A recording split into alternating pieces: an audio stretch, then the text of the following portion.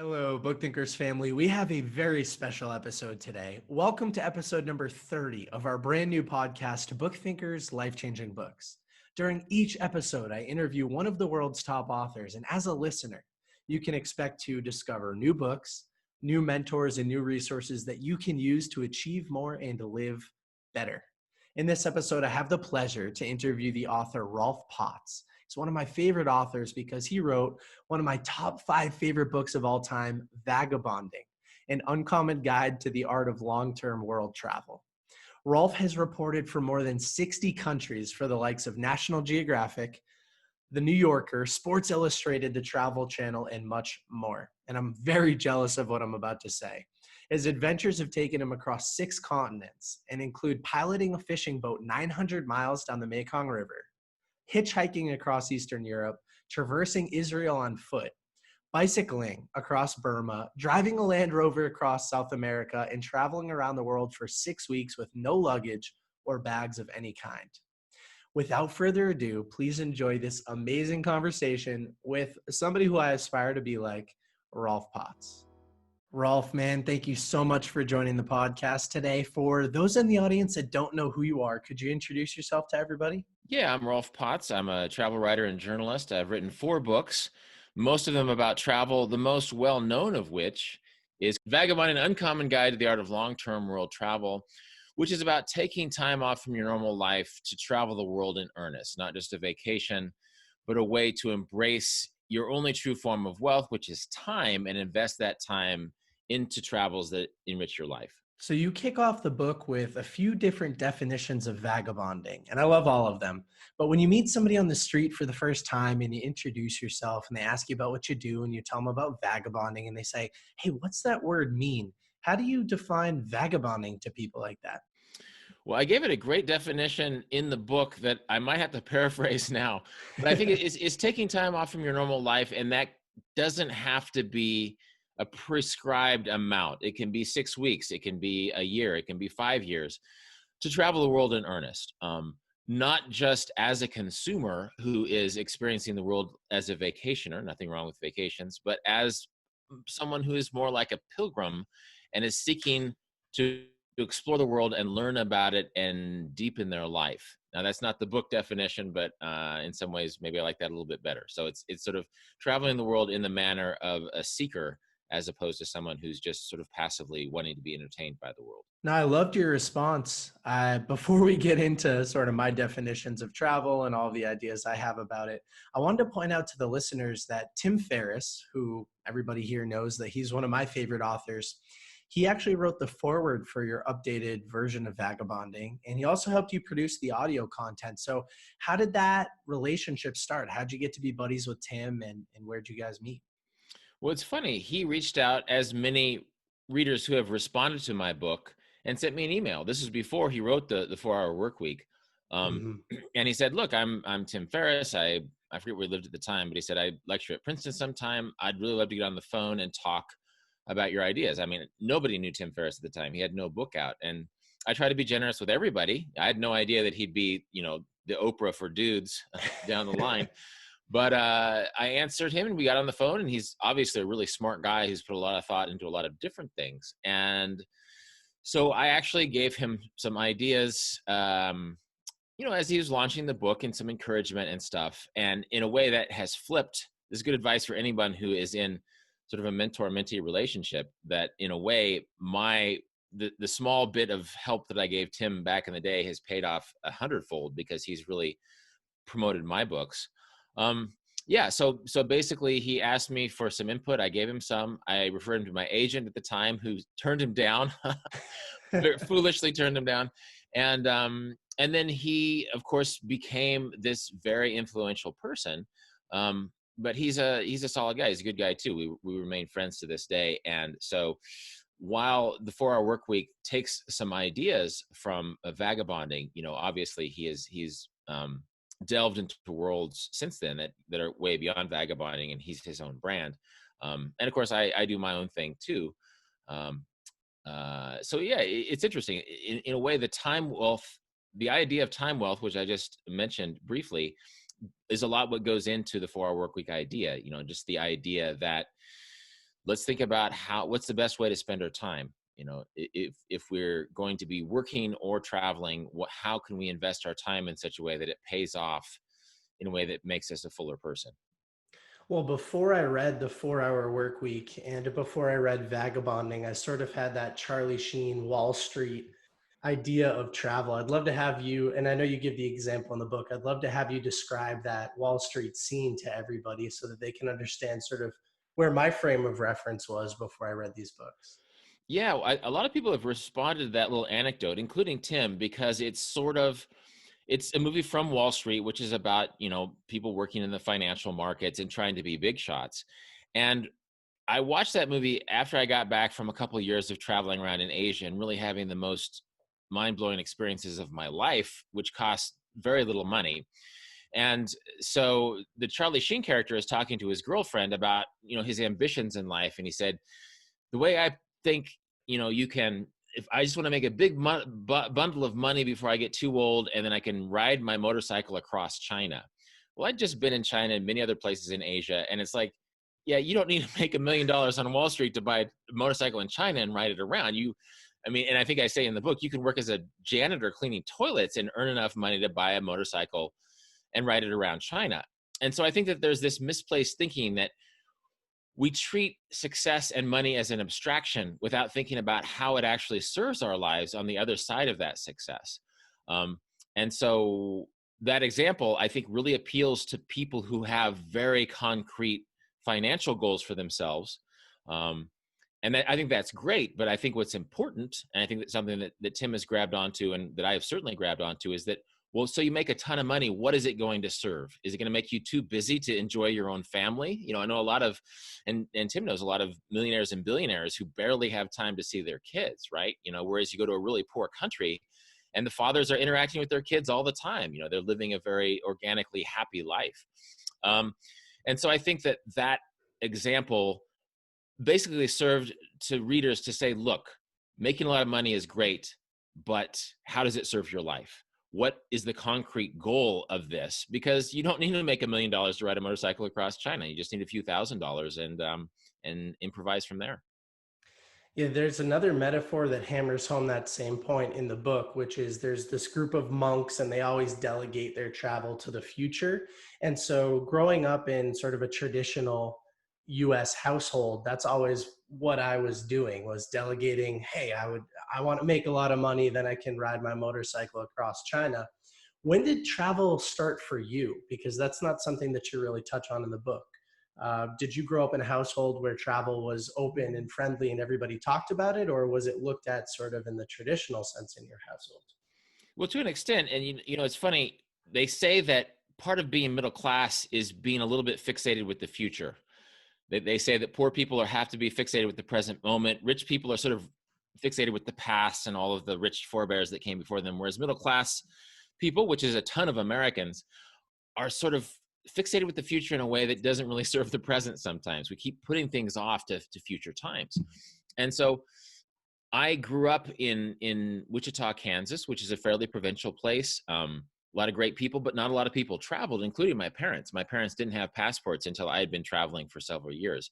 So even though my parents were school teachers, which is a great way to be raised because education is important, I think education is a great tool to have. The educational environment I was raised in did not include international travel for whatever reason. And so basically, part of my story is that when I was in college and I was coming to the end of college, and when I was a late teenager, I realized that the hardest working person in my life, the person I respected the most, was my grandfather, who was a farmer in Kansas, really hard work. And he'd worked hard his whole life. He had an 8th grade education. He started farming, when people in the late 20th century would be going to high school. And by the time he got in a position to retire, my grandmother had Alzheimer's disease. And even though he never really dreamed of traveling, he just couldn't enjoy his time in the same way that he could have earlier in life. So I thought, if I'm going to cash in my travel dreams, I have to do it now. So I worked as a landscaper for a while after college. I saved a bunch of money, which in retrospect wasn't that much money, but it didn't cost that much money to travel. And I got a van, and a buddy and I traveled around America for 7 months, and it was so amazing. And that was a big shifter. I realized that you don't have to put things off, that you can mix your what seem like distant dreams into the present in a way that doesn't ruin your life. That basically I realized that travel was cheaper than I thought it was. It was safer than I thought it was.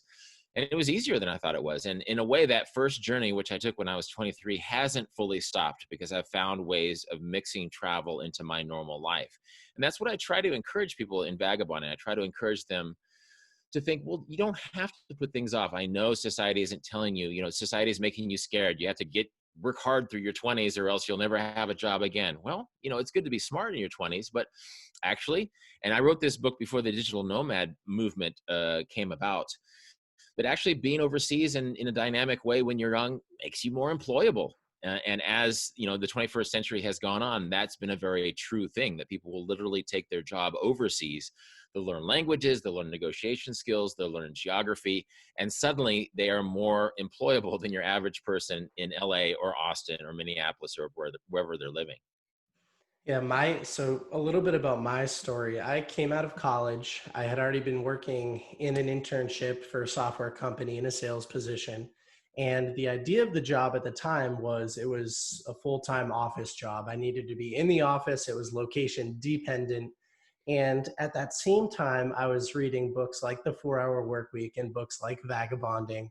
And I said, well, I can perform this from anywhere in the world. And I hadn't really done much travel at the time, but I had a couple of friends who had either dabbled in travel or were really encouraging that as part of their future lifestyle or kind of like short-term lifestyle.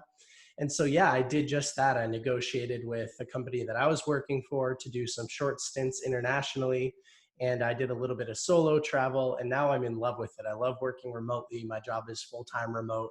And I really do feel that I'm more employable should I ever need to go get employment because of my travel. I feel like it's a topic of discussion, and the skill set that you can learn while traveling and maintaining a workload is very important. So what kind of skills can vagabonding teach a young professional? And what are some things that maybe people aren't thinking about? Well, I actually might flip that on you because I'm curious to know where you went and what you learned there. How did your travels, where did you go and why, what did you learn and how does it made you more employable? Because you're a perfect case study. Sure. So the first solo travel trip that I did was a 5-week stint in Buenos Aires. And so I flew down there. I didn't know anybody in the country. I didn't speak Spanish, the country of Argentina. I didn't speak Spanish. I had never been to South America. And I just brought my laptop and a keyboard and a mouse. And I got an Airbnb and I said, let's figure this out. And it was an extremely intimidating process, but some of my favorite moments looking back in hindsight are the simplest of things. And so I know you'll enjoy some of these. When I showed up at the airport, and I had done very little preparation, by the way. So I showed up at the airport and I took a taxi, and it was about an hour taxi ride. And I hadn't exchanged any currency, and my taxi driver at least said that he didn't speak any English. And so that was a whole debacle. And the whole time I was trying to ask him questions, and I didn't have any cell phone service. I couldn't translate anything, and it was just a mess. But it was so uncomfortable at the time. But I look back and I'm like, wow, that was pretty refreshing. That was kind of how I hit the country. And then um, getting into my Airbnb was an issue. There was a security guard at the front desk who didn't speak any English, and so I had a very difficult time getting up there and settled. And then going to the grocery store. What an intimidating process when you can't understand everything and you don't understand how the currency works. And so mustering up the courage to go to the grocery store and even buy water, because you need to buy water. Like that was quite the experience. But yeah, I knew that I had internet access, and I plugged in and I could work and then go out and explore in the evenings and on the weekends. And I started to make a couple local friends, and then the experience started to progressively get better and more comfortable. But yeah, embracing the discomfort right up front was a thrilling experience for me. And yeah, I think, the difference in time zones was interesting to adjust to. Having other people, when I was prospecting from a sales perspective, when I would dial in, I didn't realize that they would get an international dial tone sometimes, especially if they tried to call me. And so, having to explain that to people that I was working with when I was trying to do it undercover was definitely an audible that I had to pull. I mean, there are just so many countless things, but if I was to sit down in an interview and tell somebody how that experience, I think, lends itself to me as a candidate, I would talk about the flexibility. I would talk about intentionally embracing discomfort and why I'm better because of it. I would talk about a lot of the friends that I made and the fun experiences I forced myself into. And so those are just some of the high level things. I don't want to ramble too much more. Yeah, well, I think we live in a time where it's easy to have everything planned in advance so that we're not vulnerable. Like even that taxi experience, it's classic. The gift of travel has always been that uncertainty. And humans are super adaptable. You know, we can go online and we can plan every microsecond of our trip to a place like Argentina. But being stuck with no phone service makes you confront things. And usually we come out pretty good on the other side.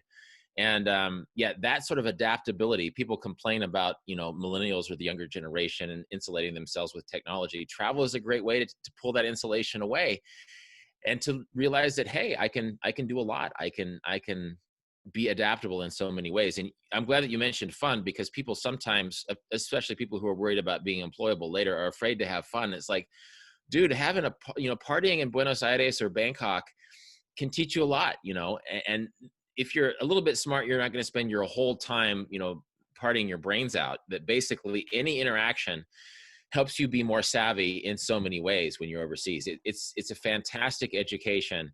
And I think it's underappreciated. I mean, people stress out about college. I think university is a good experience, but for the amount of money that you spend on college, you can spend way less on a trip around the world and learn quite a bit more. Again, I'm a fan of university, but gosh, for the money, a 1-year trip around the world is as good as a 4-year investment in university, and probably cheaper. So Well, I'm still taking care of my university debt. So I would love to have traded those 4 years, because whenever I look back at my college experience, the first thing that I mention is, I grew a lot from a social perspective, but I can only imagine what opportunity cost sits on the table if I had done that internationally versus in the US. well, absolutely. I think of a lot of my favorite university experiences, just meeting people my own age and having fun, having these intense conversations, dreaming about our future. Well, I've also had those in hostel lobbies on the other side of the world. And those people are not just from Oklahoma and Virginia, they're from Germany and Israel and Brazil. And there's so many parallels of travel to the college experience, but it's just so much richer and so much more challenging and so much more vulnerable in that way, that really makes you a more full person and really a more employable person. So I love it.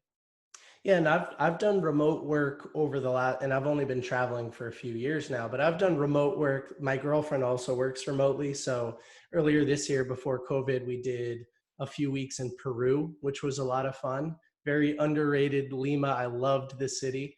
And then we've worked from Portugal, we've worked from Aruba, and with my friends, I've worked from Colombia and Panama and Costa Rica and just all of these other brilliant places. I'm going to Mexico in 2 weeks. So I'm really excited for that. But yeah, you can work the entire time and still mix in fun and have it be a healthy blend and kind of work on the road. I really do enjoy it. You must speak Spanish then after all these Latin American countries. Solo hablo un poquito de español. I only Yeah. speak a little bit of Spanish, but I'm learning. Estoy aprendiendo. What languages do you speak? Well, I speak English like a good American. Yeah. I can read and write Korean, the Hangul alphabet, because I lived there for a couple of years. My Spanish is okay, but it's actually been several years since I've been in a foreign country. That's another great example of, you can study Spanish in college, but like going to another country and like flirting with someone in Spanish and just realizing, well, unless I know this much language, I can't talk to this pretty girl that I want to talk to. When you're young, that's huge.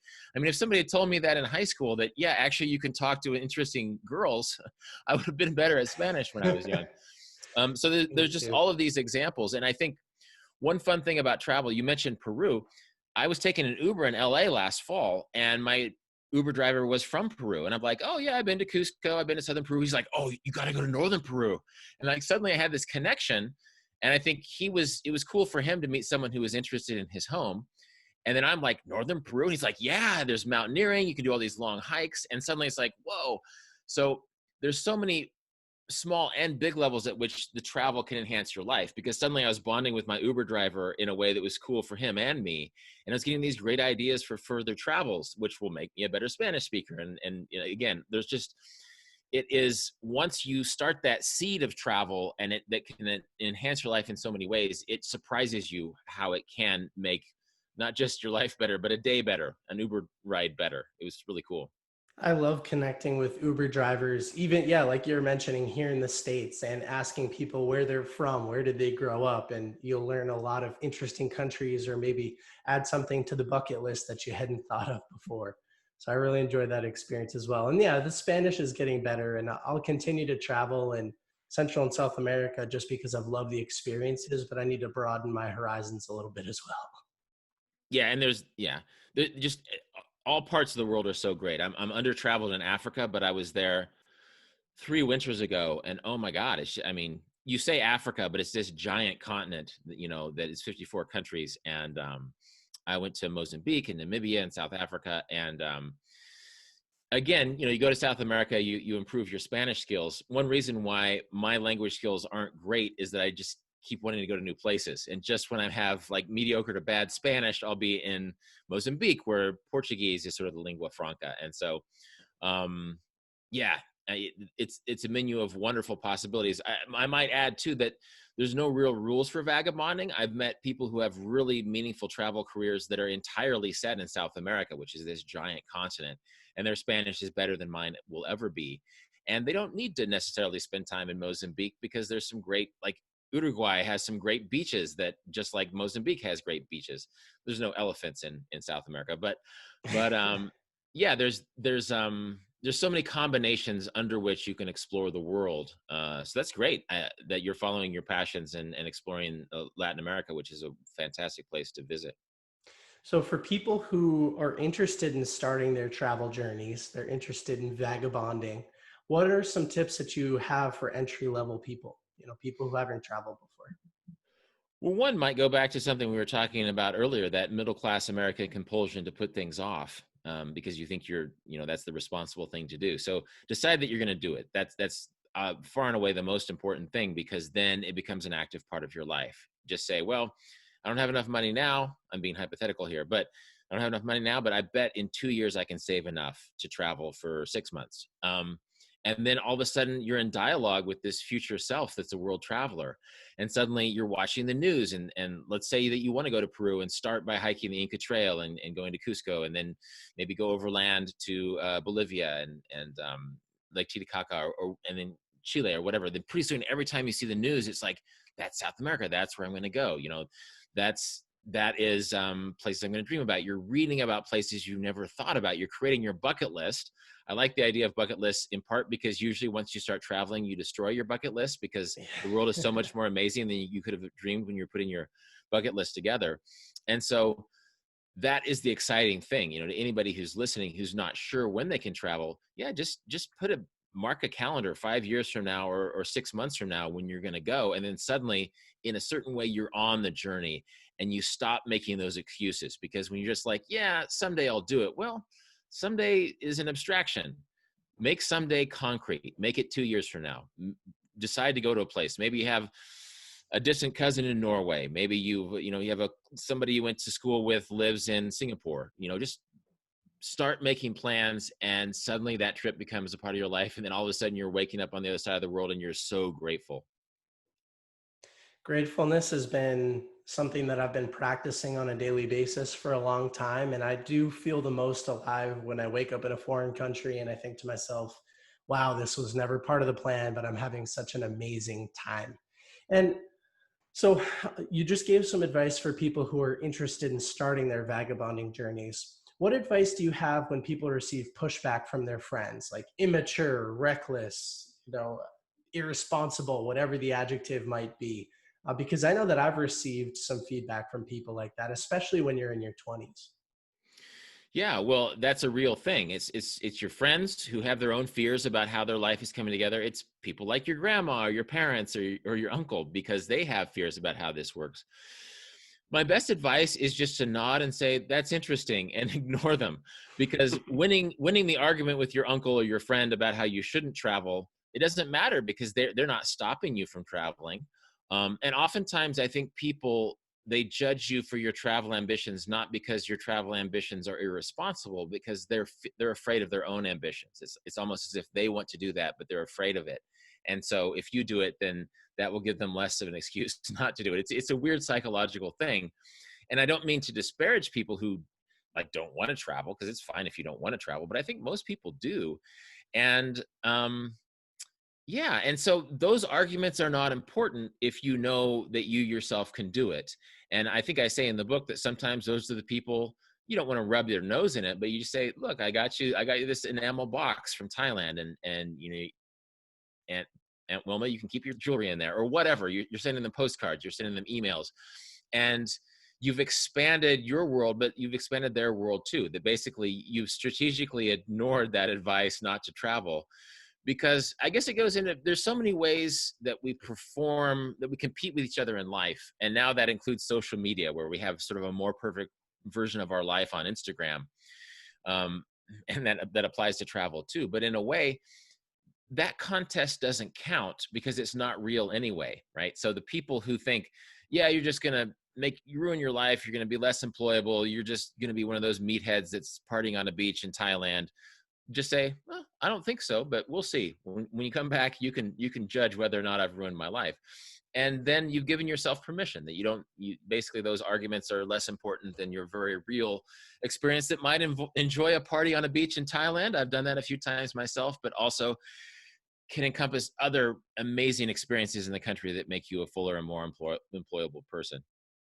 I like the idea of sort of strategically ignoring their advice. I know that, and my mom will probably be listening to this at some point, so sorry, Mom, but I remember my parents had a little bit of pushback when I said that I wanted to start traveling internationally. And that wasn't anything that we really did growing up. I think, my parents purchased a beach house that was within driving distance, so we could spend a lot more time traveling in kind of a newer area. And it was more convenient for them, but because of that, we didn't travel as a family internationally. And so when I started to travel, I did exactly what you just mentioned. I brought home a lot of gifts. I would try to take a lot of pictures and videos and include my family.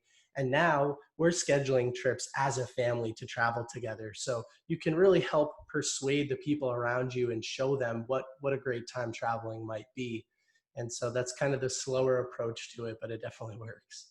Well, I had a similar experience with my own parents, who were encouraging but nervous with my travels, and were sort of waiting for me to start my normal life.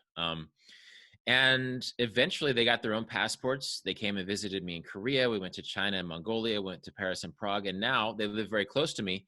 When I see them during the pandemic, we end up talking about, yeah, remember when we were walking through Prague, and, we ran into a Corvette rally in Prague. And then suddenly, not only did it, make our worlds bigger, it gives us something to talk about. It's the kind of memories that we still get excited about.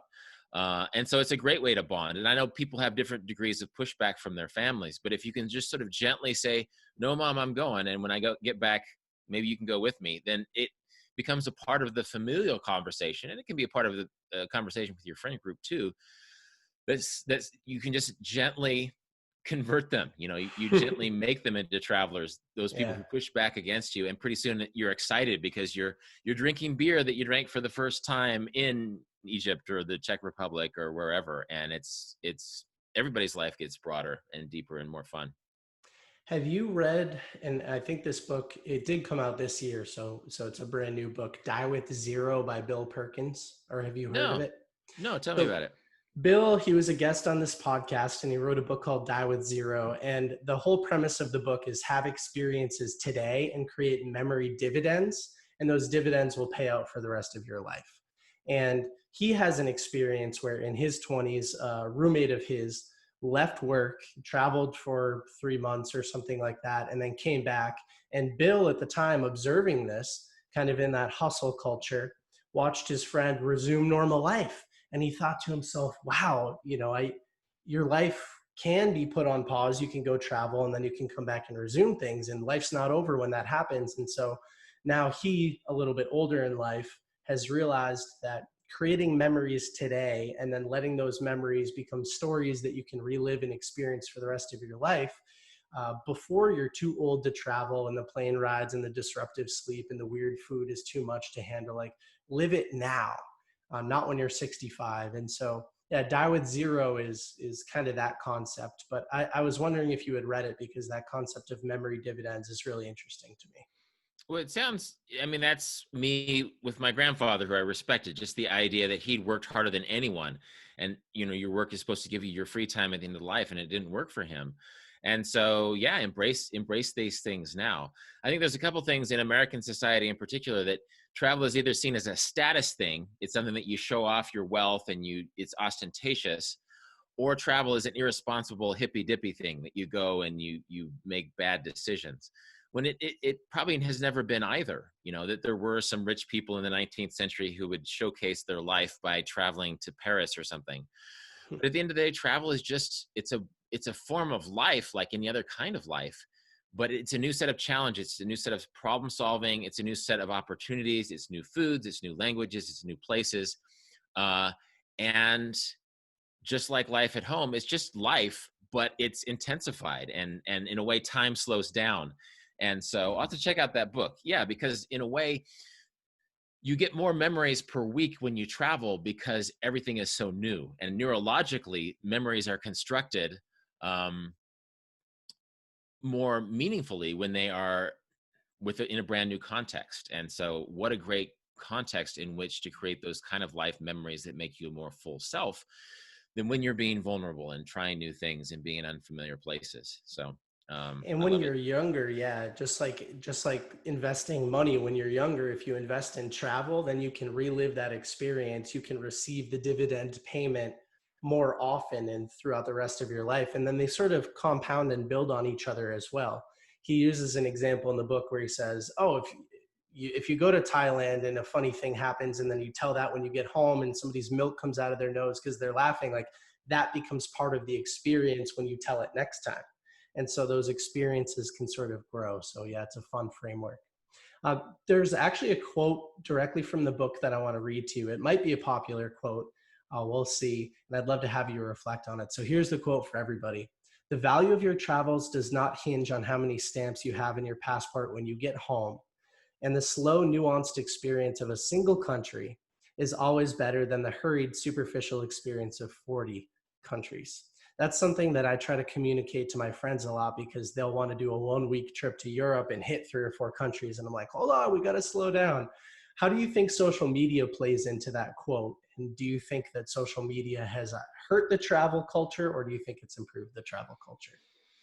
Well, it's done both. And I'll get back to that. But there, in the 50s or 60s, there's a movie called "If It's Tuesday, This Must Be Belgium," which is about the idea that you're traveling so fast that you're not even sure where you are. The Hmm. idea that Americans would go to Europe, they'd have 10 days there if they were lucky, and they go to 7 countries, and they spend all their time on buses and like rushing through restaurants and stuff. So I absolutely do think that social media it can cheapen travel in some ways, because it makes us think it is this consumer experience where you cram in experiences, and then you have these, in the case of Instagram in particular, these mountaintop experiences that you're showing off to friends. It becomes this conspicuous consumption, where, and in some ways, you're literally rushing from one Instagram famous place to another so that you can show yourself being an Instagram famous place. When in reality, the best parts of travel are sometimes those long bus rides with nothing to photograph, where you're talking to this cool other traveler from Germany or a local person from Peru or whatever. And I think the bucket list mentality can feed into this. The idea that, well, I'm going to Europe and these are my top 10 countries. And so I have a month, I'm going to go to all 10 countries. Well, have you eaten dinner in Italy before? It's pretty awesome to spend 3 hours eating dinner and talking to people at the next table. And if you can't slow down and enjoy a place like Italy or France or England or wherever, then you're actually not maximizing your experience by going to 10 countries. You're cheapening it. If you go to England and you only spend your time in London going to sightseeing sites, and you're not out in the countryside going for a 5-day walk through the Lake District or, the West Highland Way or whatever, maybe you should reconsider that. Because really, basically it takes this consumer mindset, this micromanaged mindset that we have from home, which serves a purpose at home, and then it takes us into a part of your life where it sort of doesn't belong. It's like, this happens to my students. I teach a class in Paris every summer, a writing class, and they'll sit down for lunch their first day and they'll think, I want to experience Paris, and I'm so mad that my waiter is taking so long to take my order and then bring the check and all this stuff. And I don't want to spend 2 hours eating lunch in Paris. I want to see these 10 things. And it's like, no. A 2 hour lunch is the experience of Paris. That is, it's more French to spend 2 hours enjoying your lunch and savoring the food and looking at people walking by on the street as you eat out in the open air, than racing around on a bus or a subway to all of these museums you thought you were supposed to see. So literally, I really stand by that book, that sure, you can say you've been to 40 countries, but to have deeply experienced a single one is so much more meaningful.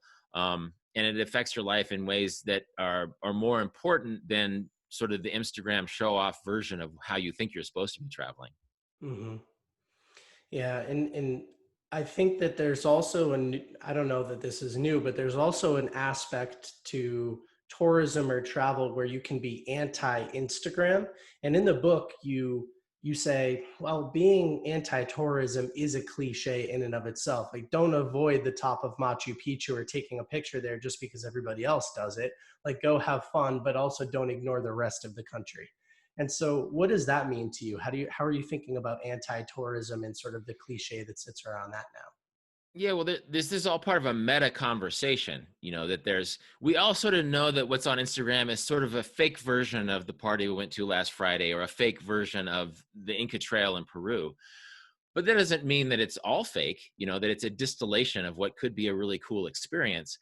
And I think sometimes, yeah, the meta conversation is what cheapens our travel. I think I may mention Paul Fessel's idea of the anti-tourist who sort of ostentatiously doesn't take photos, because in a way, that conversation is really an inter-tourist conversation. That if you think that you're being more of a traveler than a tourist, the local people don't really see the difference. You're just some guy that doesn't live there.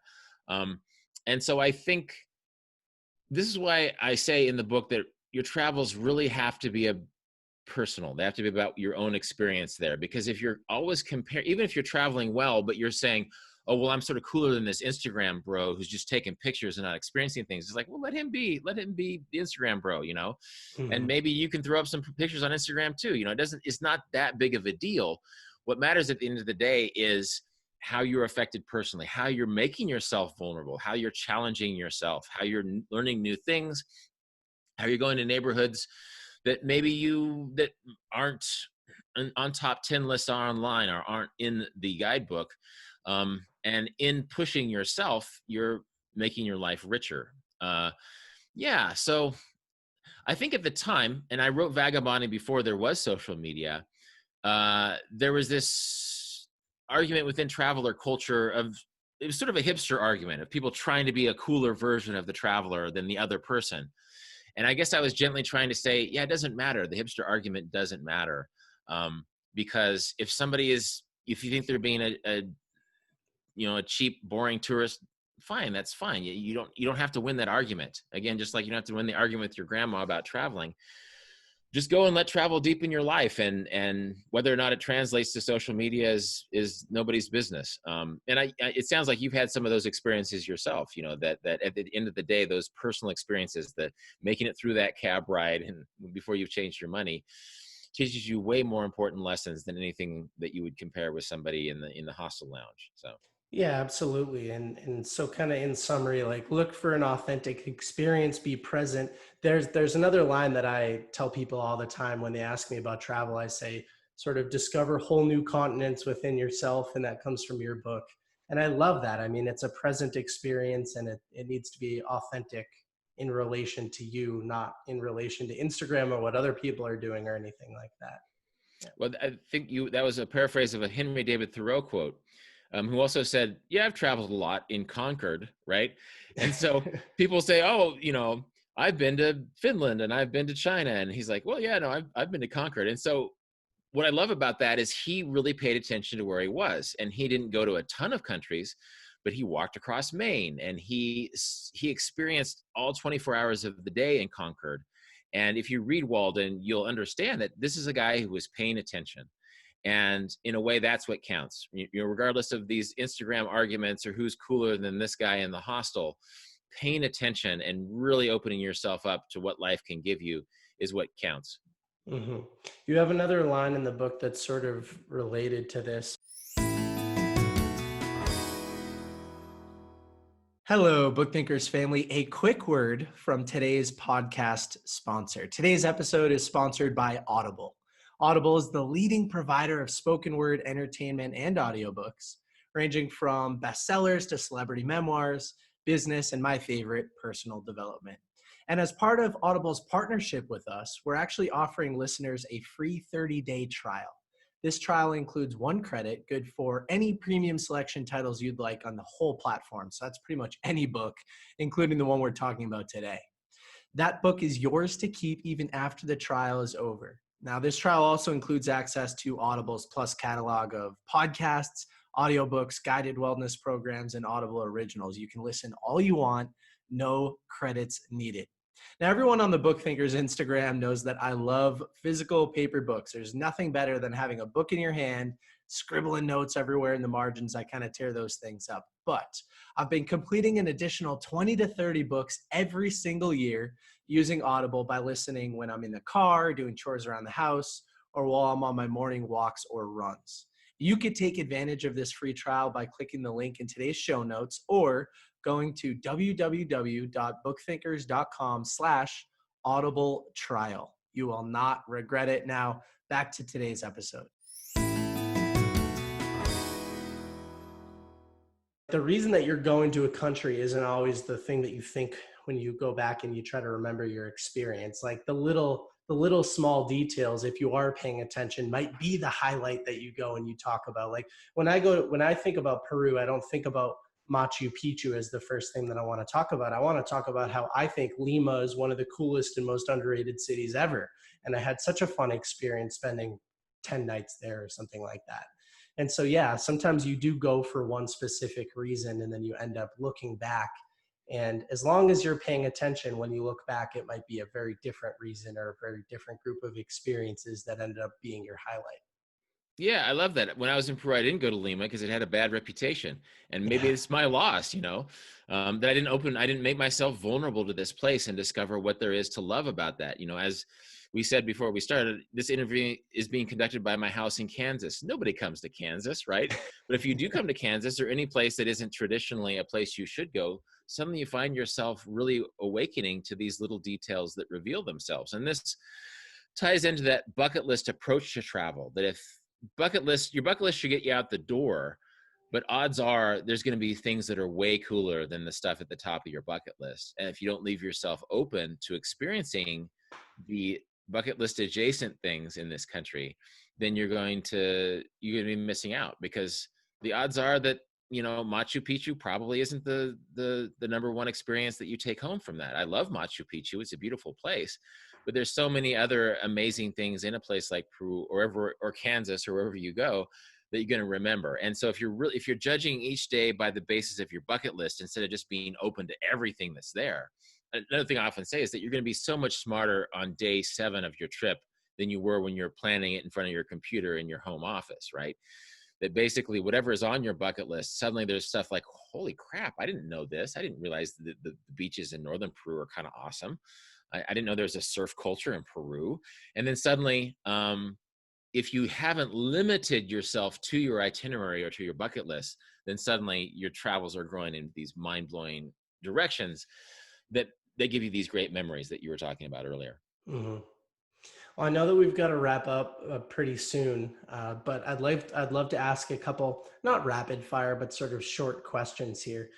I'm very curious about you with food when you're traveling. Do you always try the local cuisine? Do you enjoy weird, unique experiences? Because I know that I do, and so I'm curious about you. I do. I'm not a foodie. So I run into travelers sometimes who are startled that I don't know the name of this delicious dish, or I haven't been to this restaurant. But I think trying new things, especially street food, is so important. And again, going back to some of my students, they show up in Paris and it's like, oh yeah, I'm not sure about this place. And there's a Burger King up the street. And it's like, yeah, no, there's a Burger King up the street in your hometown. Just go to the place and try it. Just make yourself vulnerable. This is a great, in that metaphor of making yourself vulnerable, food is a great example of it. You don't have to eat silkworm larvae or fried cockroaches to expand your horizons as a food person. A great thing about food is that local people are also eating at these restaurants. So walk down the street. You don't have to go on Yelp. Walk down the street where the local people obviously eating and enjoying themselves. Stand in line. Try your bad Spanish or your bad Portuguese or whatever, and order your food and expand your horizons. To this day, my favorite food is, or my comfort food is Korean food. And Korea is where I lived overseas for 2 years before I ever really traveled much overseas. And I learned so much about Korea through its food. I learned so much of making myself vulnerable to the culture through its food. Before I knew how to read Hangul on the signs, before I knew how to interact with Koreans in a more nuanced way, I was trying out their food. And it's really, talking about memories, it's those memories of my vulnerability in Korea has given me a weirdly emotional relationship to Korean food.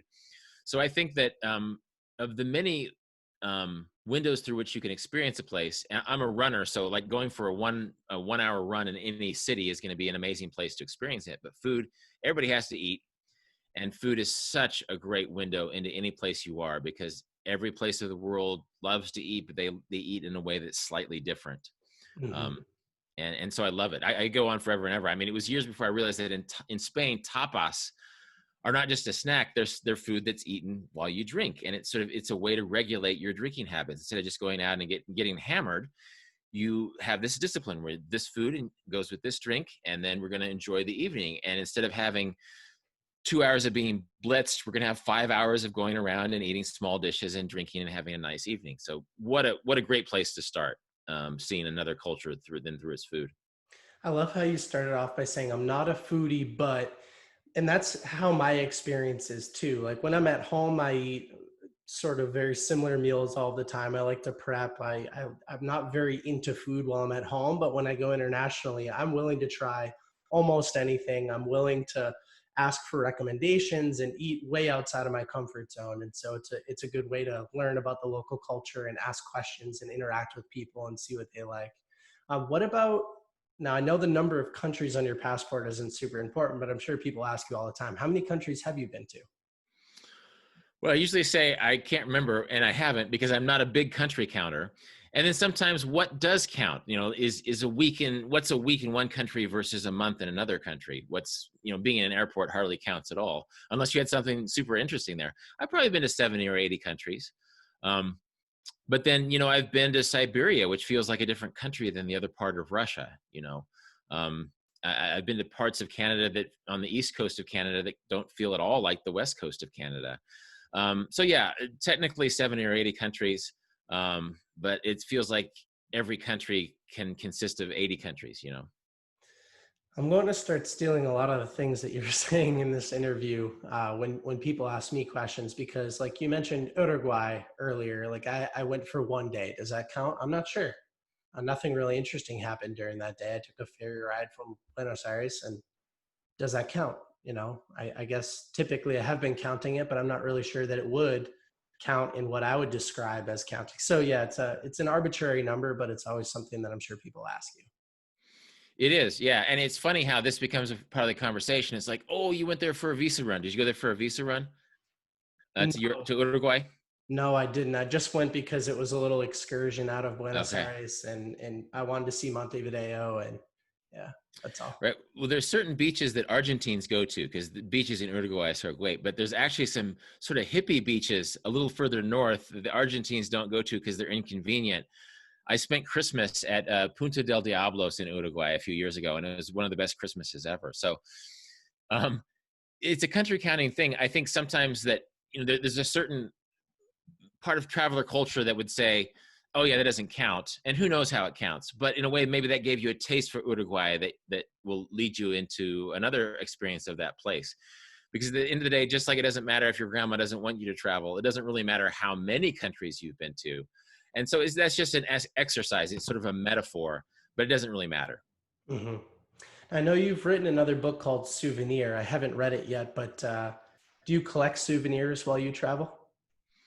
I do. And it's funny that I write about this in the book, that my relationship to souvenirs has changed as I've traveled. When I first started traveling, I bought a lot of souvenirs, but I think that the souvenirs certified my travels. That somehow those souvenirs made my travels feel real at a time when my travels felt so new.